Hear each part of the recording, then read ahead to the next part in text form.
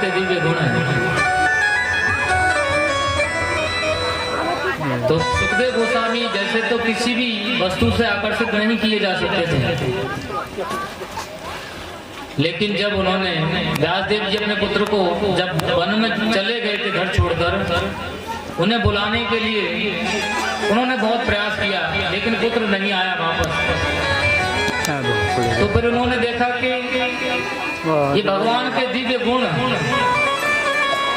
इतने शक्तिशाली हैं कि कोई भी इन्हें श्रवण करके इनके विषय में अवश्य जिज्ञासा करेगा, चाहे भले ही कोई ही इस संसार से मुक्त आत्मा हो, चाहे संसार में फंसा हुआ कोई सामान्य बद्ध जीव हो। ये हर एक के लिए आकर्षण का माध्यम है भगवान के गुण और लीलाएं।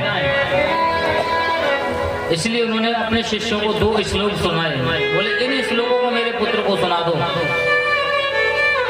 जिसमें भगवान के गुण और रूप का वर्णन था। और जहां सुखदेव गोस्वामी वन में विचरण कर रहे थे, उस स्थान पर उन्होंने इन श्लोकों को गाया, जिसमें सर्वप्रथम भगवान के दिव्य गुण का वर्णन है। अहो वकीयं स्तन कालकूटं जिघां सरापायद प्रिय साध्वी लेभे गतिं धात्र्युचितां ततोऽन्यं कं वा दयालुं शरणं व्रजेमः। तो इस श्लोक में भगवान के दिव्य गुण का वर्णन है कि भगवान कितने दयालु हैं।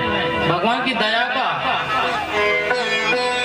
कि पूतना नाम की राक्षसी भगवान को कालकूट नामक विष लगाकर उन्हें मारने के लिए आई थी, लेकिन भगवान ने उनको क्या किया, उनको मुक्ति प्रदान की और मुक्ति के बाद अपनी माता बना लिया।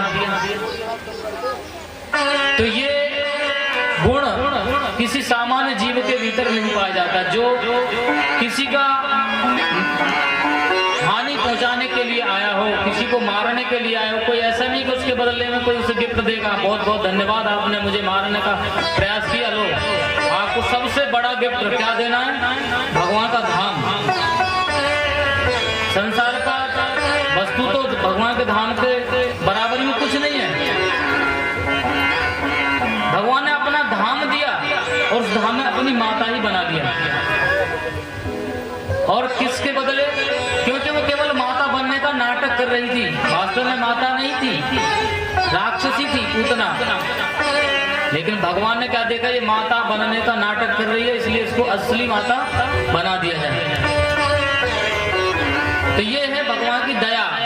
भगवान की दया मतलब कोई भी जीव किसी भी भाव से भगवान की शरण में जाए, भगवान उसे सदगति ही प्रदान करते हैं। तो ये भगवान का दिव्य गुण है। और फिर उन्होंने बोला कि जब ये व्यक्ति इतना गुणवान है, तो ये दिखने में कैसा होगा, इसका रूप क्या होगा। जब सोच ही रहे थे, उसी समय भगवान के दिव्य रूप का भी वर्णन कर दिया।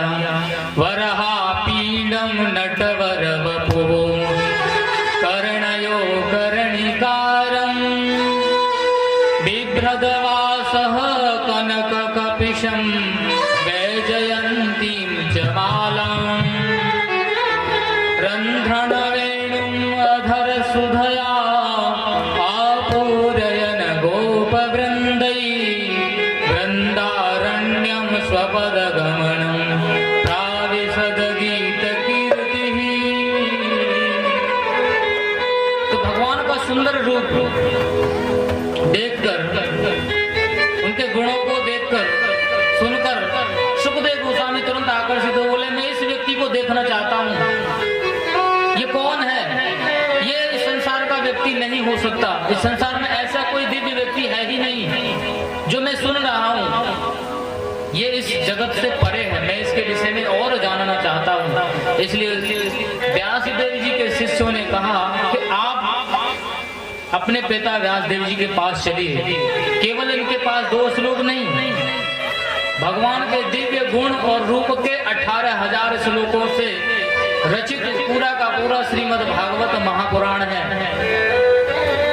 और तब जो पूरे परमहंस विरक्त आत्माराम मुनि थे सुखदेव गोस्वामी,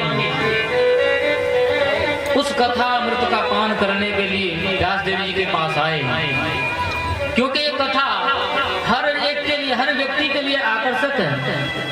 आत्मारामस्य मुनयो निरग्रंथो अपि उत्क्रमे कुर्वन्ति हेतुकीं भक्ति इत्थं भूत गुणो हरि। भगवान हरि के दिव्य गुण इतने आकर्षक हैं कि इन गुणों से बड़ा आत्माराम ब्रह्मवादी भी आकर्षित हो सकता है और संसारी लोग भी आकर्षित हो सकते हैं। ये हर एक के लिए है। एक सामान्य संसारी व्यक्ति भी इन भगवान की लीला कथाओं को सुनने की इच्छा कर सकता है, और एक बद्ध जीव और एक इस संसार से मुक्त जीव भी। तो सुखदेव गोस्वामी इसलिए इस कथा को सुनने के लिए व्यास देवी जी के पास आए और उन्होंने पूरा का पूरा भागवत का श्रवण किया और उसी भागवत को फिर उन्होंने परीक्षित महाराज को सुनाया। सूत गोस्वामी उसी का उदाहरण देते हुए कहते हैं कि मैंने जो कथा सुखदेव जी के मुख से सुनी, मैं आज उसी कथा का आपको श्रवण कराऊंगा। और फिर मुनियों ने पूछा कि व्यासदेव जी ने इस कथा को सबसे पहले कब इसकी रचना की और क्यों की? कस्मिन् युगे प्रवर्तेयम्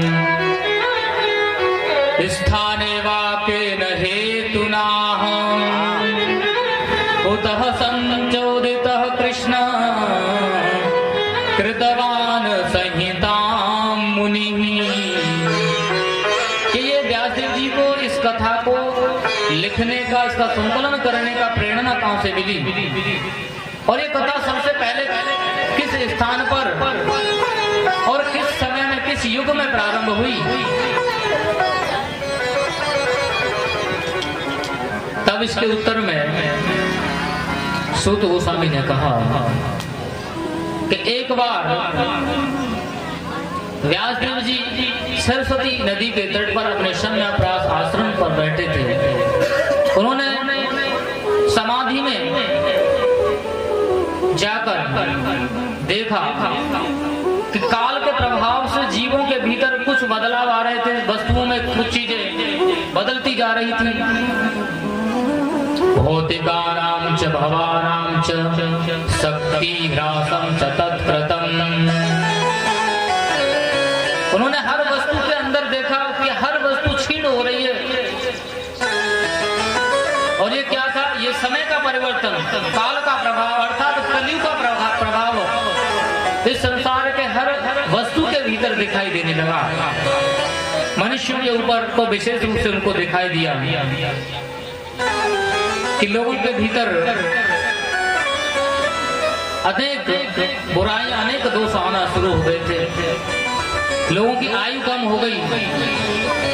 निहिसत्वान दुर्मेधान हिरसत आयुषः